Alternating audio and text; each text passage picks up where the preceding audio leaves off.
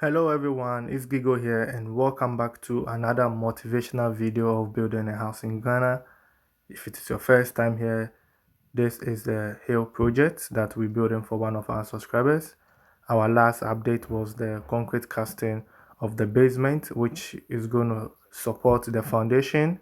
So after watching this video, if you are interested to know how to build on a hill, if you want to learn one or two things, I think this is the project for you to follow. So you can go to my playlist, look for the hill project, then you know how we started, right with the basement and where we are now. So today's video is going to be focused on more about the excavation of the foundation, which we're going to begin today. So after we are done with our basement, we went back, to the sloping side.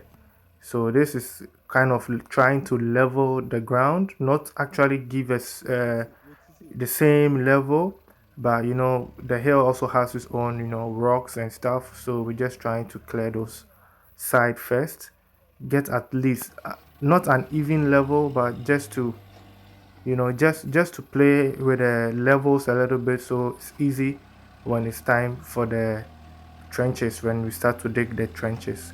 So in this case, it's very necessary that you use excavator to do this kind of work because it's really heavy. As you can see, pouring, the sun, try to push the sun a little bit downwards, to get a smooth surface to work with.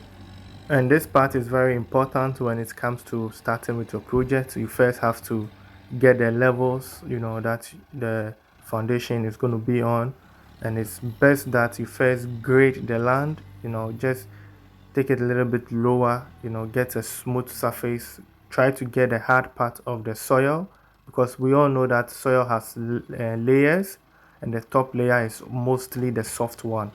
So you first have to grade it, to get a little bit stronger part, and that's where you're going to start with your measurement with your foundation. So that's what we're doing now. But as you can see, there are some challenges that they came across. For example, all of this were underneath the soil. There were like these blocks which was already there, like a concrete which was covered, so you won't see all of these things. Also, we have to uproot all the trees, all the plants that are in the area. We have to uproot them all because this might get rotten underneath the soil, which can later create space or create a crack in the concrete casting of the foundation after the structure is already there. Because if you put, just imagine you have this tree underneath the foundation, you do your concrete casting, everything good, you put your building on the foundation, your building puts weight on the foundation. So if you have this big tree underneath and then it's rotten, and it reduces the level of the soil, then you have cracks or your foundation can just fall in. So that is it. So after they've gotten their level, they can now go ahead and dig the trenches, which you see they are doing now.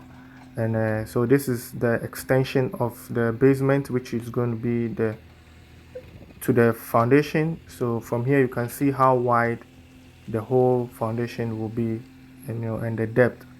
So most people will go for, they use manpower to do their trenches, which is also all right, but to me, I think it's best to use excavator, to use a backhoe to do this kind of work because it can be done in a half day or full day depending the size of your foundation. But this part was done by manual labor because of the small structure which you see over there. So the excavator couldn't get to that corner, so we have to use manpower to do this side. So that's why you see it's this way. You see it's not really that deep because we use manpower for this, but it is a good measurement for what we need, because if we should bring the backhoe closer to that building, it's going to break it. So these are some of the challenges, you go through. You never know what is underneath, the soil. So as we were trying to clear up the place, this is what we saw underneath the soil. And sometimes we get quotes, we want to get how much it's going to cost us to build a foundation, but just imagine you have a quote and then you started working and you meet this kind of rock underneath, the soil. Whose cost is this going to be? Is Are you going back to tell the owner that, hey, we found this, so it's going to cost you more, whilst you've already given an estimate to the person, and the person knows that this is how much it's going to cost me? And just imagine also that you just go for manpower, and then they come across this kind of stone. It will take them a week to get your foundation done. It will take them a long time. So to me, I suggest that you should use backhoe for your foundation, just in case you come across anything underneath the soil, like the plant that we have to take it out, and then this rock. All of these things happen the same day. So just imagine you are using a manpower to do these trenches. It's going to take you a whole month because they have to cut the tree, they have to burn it, they have to uproot it. So, and especially if you are building during the rainy season, then I strongly suggest that you should go for the machine because of the rain. Because actually, you can finish with your trenches in one day with a backhoe, and then the guys the next day they can cast the concrete casting for the pillars. Then it's dry before the rain falls, because during the rainy season in Ghana, anything can happen. It can rain, and the moment you delay with your trenches, you come the next day and it's full of water. Or especially with this kind of slope, if it rains, all the soil will be washed back into the trenches, which will cost you extra. So these are some of the things we have to watch out for. And if you have a good engineer, if you have people who have experience, they know how to guide you to prevent cost. You understand? So these are some of the things which we have to watch out for. And trust me, these things are bound to happen. If you are building in Ghana, you never know what is underneath the soil. You never know the challenges of the land, until you dig or you test the land. That's where you know the challenges. So if you are building and your contractor or your foreman mason comes to you and start telling you these are the challenges we are facing, they are not trying to spend your money or steal from you. Sometimes these things happen on site a lot. Sometimes you can even bring the backhoe to the site and then it gets damaged. You understand? So you need people that are stronger, to face this kind of challenges when it comes to, building in Africa instant. And our team, we have the experience. My contractor has been building for the past 22 years or so. And the team also we're building with, we meet, we talk, we share this kind of experience, and their mindset is good. So they are prepared for this kind of work. So like I said, from the left side, you see all was done by man labor. That's why you see, if you look at the edges, it's not straight. It was done by man labor because they understood that the machine cannot get there, so they have to do it with the hand. And they were even done before the excavator getting close.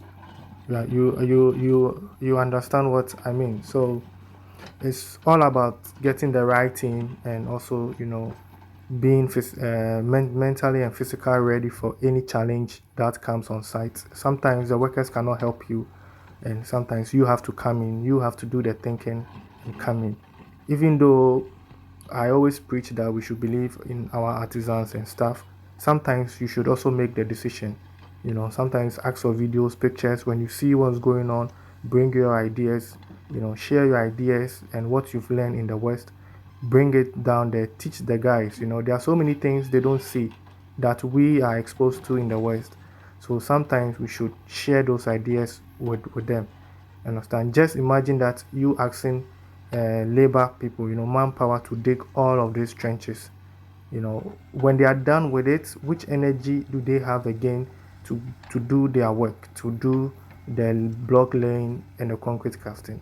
You understand? So they will be weak, and then they will start giving you excuses. They don't want to go to your site, they are tired, and because they know that you have the money, and yeah, if they just go and chill, you're still going to pay them for the day, so you don't get the effective of the work. You understand? Then they're not going to be productive that much. So sometimes let the machine do the work. When there's difficulties, they come in, they clear it up, and then we move so that the work can move faster. Some foreman or mason will also like to keep their guys busy because maybe they don't have enough work doing, so they would like to use their guys to do the foundation trenches. Like I said earlier on, it's not a problem. But sometimes you should ask, how much is it going to cost them to dig the whole foundation trenches, and also how much is going to cost when you use the backhoe for for the foundation trenches. Most important is that the duration of the digging. How long will it take the manpower to do the work, and how long is it going to take the excavator to do that same work? You can do this comparison and then just see how you would like to. Maybe if you want to help the guys to make more money, it's also fine, but just watch out, for the unexpected, like the rocks underneath or anything. It also depends on the size of the type of your soil. Like I said earlier on, you might meet rocks. So always, like I always say, check, cross check, and double check. From my research, using the backhoe, and using the manpower, the cost difference is not so much. I think the backhoe is a little bit more, but if you check the differences, it's maybe it might be like maybe 200 Ghana cedis or 300 Ghana cedis different. But then you have the backhoe for the whole day, and the best aspect is that you can use it to do other works on the compound. So let's say when the backhoe is done with the foundation, you can use it to clear the surrounding of your plot, maybe for your fence wall later in the future, or for the outside, or even use it to make road. You can use the backhoe to, make road in front of your house, or put more soil or sand, you know, grade the road and put more sand in front of your house, just in case that when it rains, then it flows, around.